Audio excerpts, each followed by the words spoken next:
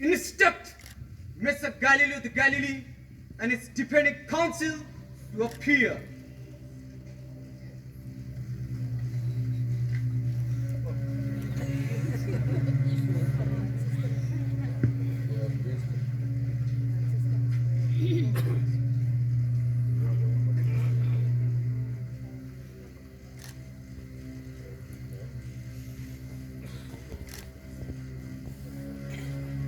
You are Mr. Galileo?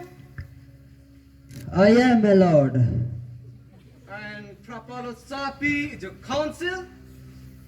Fra Sarpi is here as my friend, if the court permits. I have no need of counsel. Like the holy apostles, I will wait on the Lord for answers when need comes.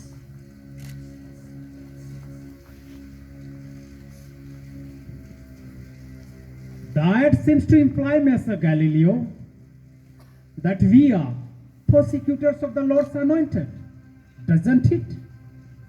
And the charge sheet implies that your advocate is rather the devil. That is, as must be proven, my Lord Cardinal. Mr. Galileo, you are charged before this court with heresy, denying the scriptures and traffic the devil. Do you plead guilty or not guilty to these general charges? Not guilty, my lords. Have you anything further to say before this court proceeds to make more detailed charges? Yes, Lord, I have. Is there a man here who has any specialist knowledge of science or mathematics? That question seems to me to be irrelevant. I cannot see what bearing it has on this trial. I am charged with heresy because of certain statements in my books on science and mathematics. Surely, the question of my guilt could most fairly be discussed by those capable of investigating my proofs. Not such a crowd as ignorant as you are. Are you implying that this inquisition, set up expressly by the Holy Father, is incapable of determining what is truth? I do not contest your competence to decide what is spiritual truth. But I do declare that you cannot say what is scientific fact. I protest to all civilized men that this court is not sufficiently instructed to. If you persist in making such outrageous remarks, we shall proceed to discuss your case in secret and without giving you an opportunity of defense. You must withdraw your slanders from this court. Withdraw, man. It's your only chance of an open trial. Withdraw. Very well. I withdraw. This is the detailed list. First, I shall read only first 2 or 3. First, you assert there are spots on the sun. Second, it has grieved the Holy Father that you should have slandered him in making a character in your book called A Dialogue on the Two Principal Systems of the World. A character whom we call Simpleton, a mocking picture of His Holiness the Pope himself. Nonsense. This is slander against my intention. You must not interrupt. You will have ample opportunity to answer the charges. Third, in the book already mentioned, you seem to support the pernicious doctrine of Copernicus and say that the sun is still and the world moves. We also hear on good authority that you have even lately tried to strengthen your position alongside Copernicus with heretical experiments. The fourth charge is that you assert there are satellites to the planet Jupiter, which you call moons. There are other charges, but these, for the sake of clarity, will be dealt with first. Do you admit these to be fair statement of your investigations? Yes. All but that about maligning His Holiness the Pope. He has hitherto been my benefactor, and no scientist in these days can be ungrateful to any authority which has encouraged him. The name simpleton refers to such fools as cannot follow reason when it is put before them. Some here may find that the name fits. They may wear it. My lord, I protest. There's a candidate for the title, obviously. I'm not the only one, Mr. Galilei, that cannot be stomached some points of your teachings. Strange. I thought I said simply divertisons. For my sake, Galileo, be careful of whom you offend. Not I, but the truth is offensive. To proceed to make more important points, we will examine the charges brought forward, taking the last first. Do you declare that the planet Jupiter has moons? That is, satellite planets? I certainly do, Why? because I have seen them through my telescope, of course. Is there any of your reverences who will refute this statement that the planet Jupiter has moons? I will, my lord, with your lordship's most gracious permission, and in this manner. 7, my lords, is the sacred number. It has been so from time immemorial. Man has 2 ears, 2 eyes, 2 nostrils, and a mouth. 7. A week has 7 days. There are 7 metals, and tradition is certain that there are 7 planets. God put everything else in 7s. Therefore, there must only be 7 planets. This is my first proof. Then, these moons of Jupiter are invisible to the human eyes. Therefore, they cannot influence the earth. Therefore, they are useless. Therefore, they do not exist. Heaven, preserve this man as God's most precious food. This is not the time. No, the praise for such mockery, Mr. Galileo. But his arguments are so fantastic. I can't see it. Therefore, it doesn't exist. Shut your eyes, man, and nothing will exist. Not even yourself, for you won't be able to see yourself. My lords, am I to be subjected in the search for and defense of holy truth to such mockery as this of Galileo? Come and look through this telescope, man. Come on, in the name of common sense. I refuse. I claim to have already established my refutation of his mad theories.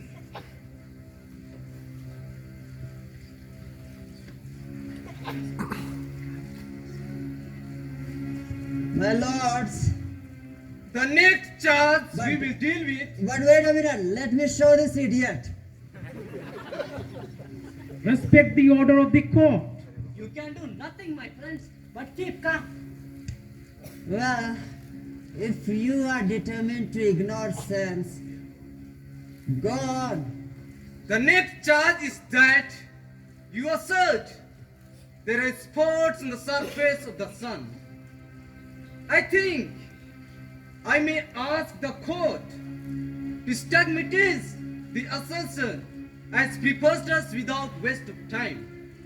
The sun is of such brightness that I cannot see how there could be spots on it.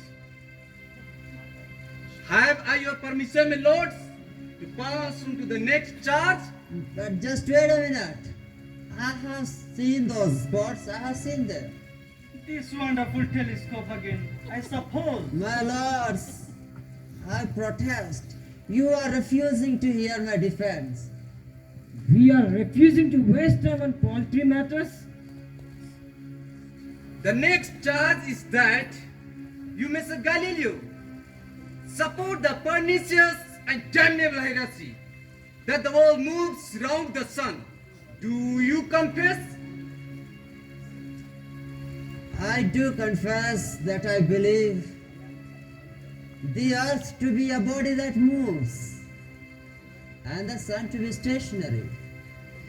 But if this is heresy, then the ideas of your truth are monstrously perverted. That's all.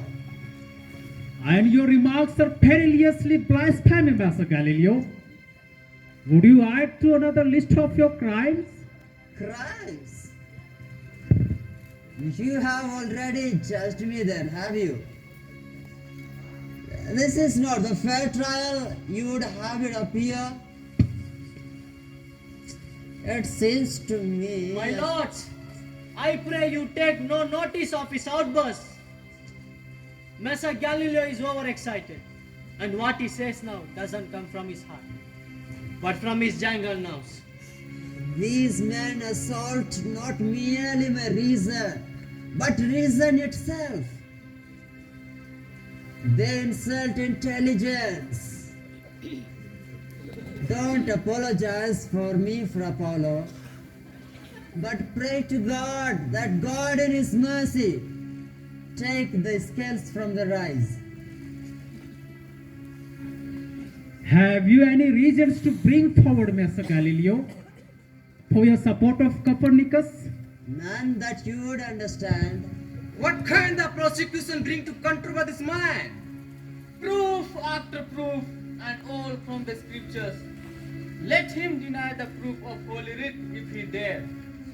This, in the first place, Joshua commanded the sun and moon to stand still.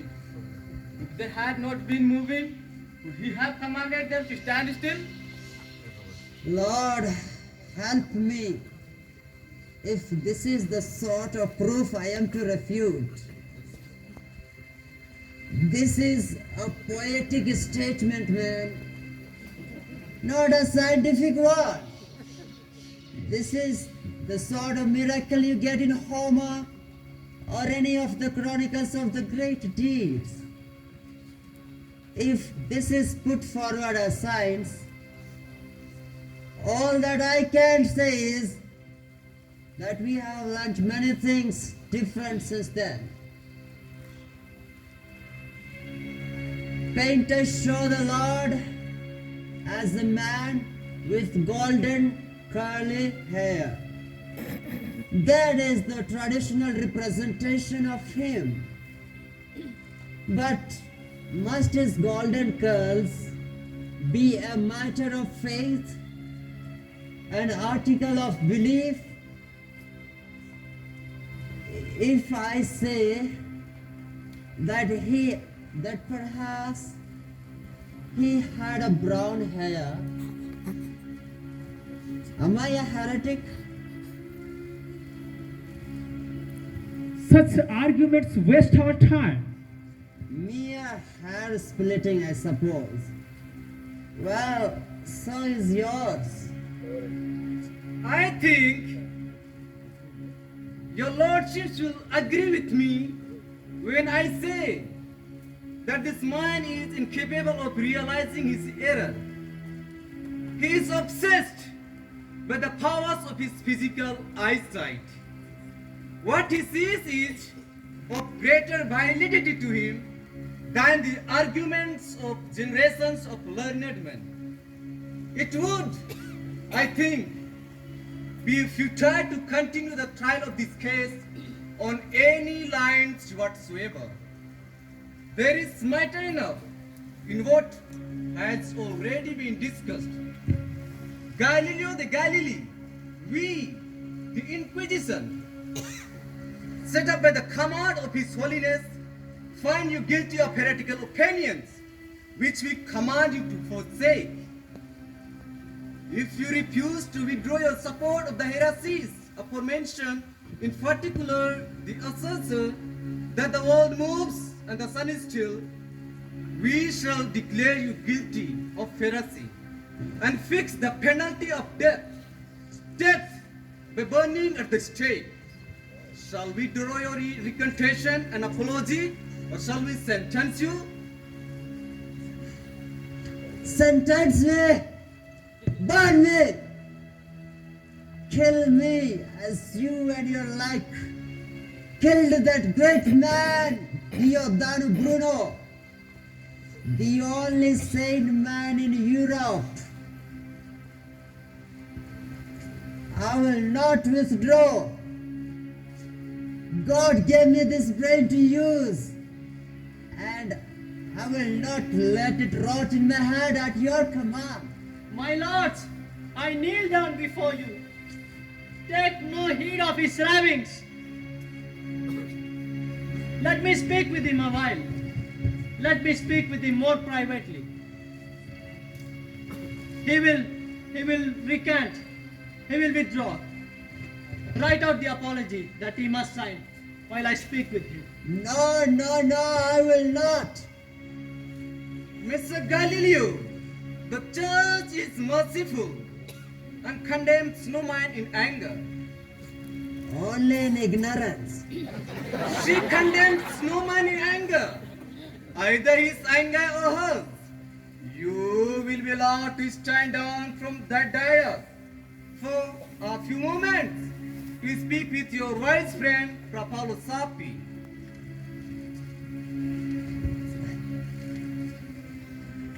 Would you have me betray the truth? Must I deny the work on which I have spent all my life? I will burn first. Listen, my friend. Science needs your life, not your death. If you allow yourself to be killed, then those whom you might encourage will lose heart. After all, church requires this apology more as a matter of form. It is a denial of truth. It is the murder of reason. If you die, you will destroy that brain of yours. What great discoveries yet lie in the darkness of the distant sky for you to make. Will you not help your fellows now and those in the future by turning great powers to the search for truth? I am weary of it all. The world is such a fool's paradise. There's all the more need for you to live to bring light for men. I feel you are persuading me to the baser cause, but I will not. My lords, Messer Galileo will sign the apology. Here it is ready.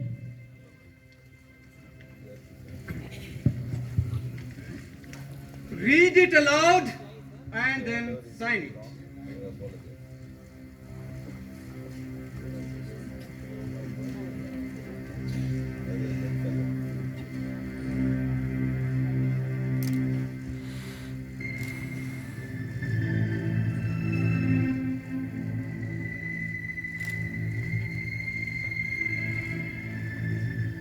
I,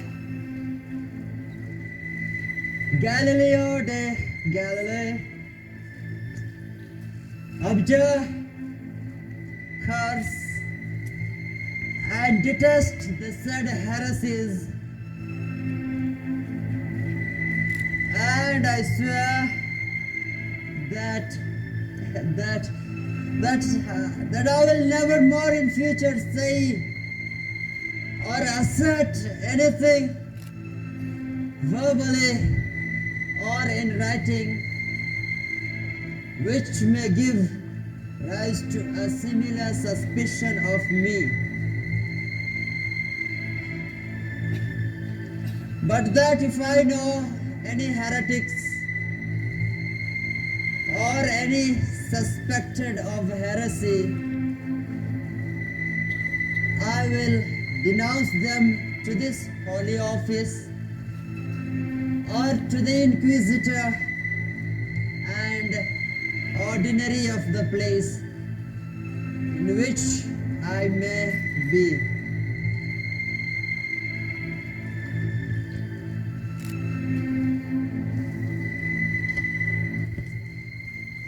Signed, Galileo de Galilei.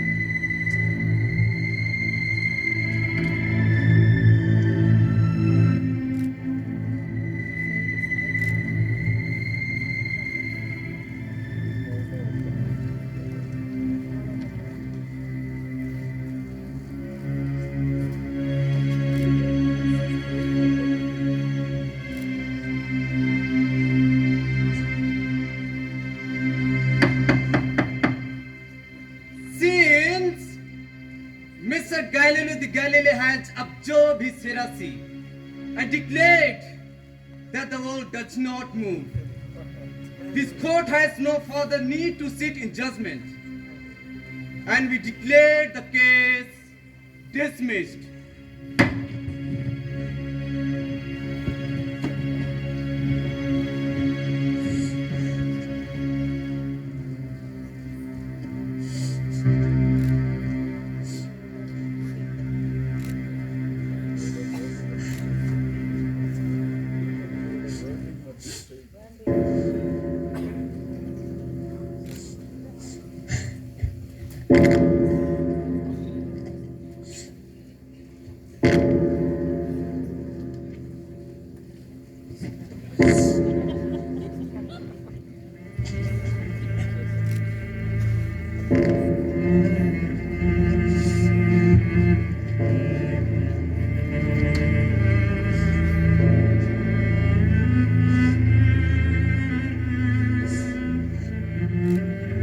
They have let my body live, but I have killed one thing from Paolo. I have killed my self-respect. I can't think of myself without scorn.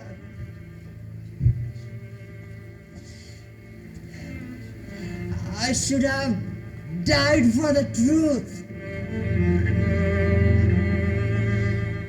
I should have died in body and remained a living soul. Don't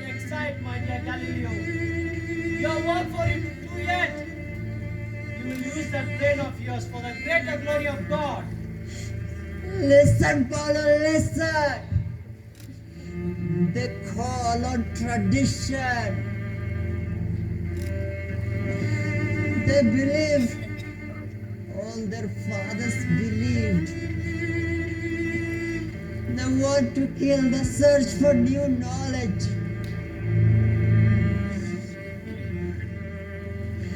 They want the world to be as it was. But in spite of all, I sighed too. I know one thing from Paulo. I know one thing. What is that, Galileo?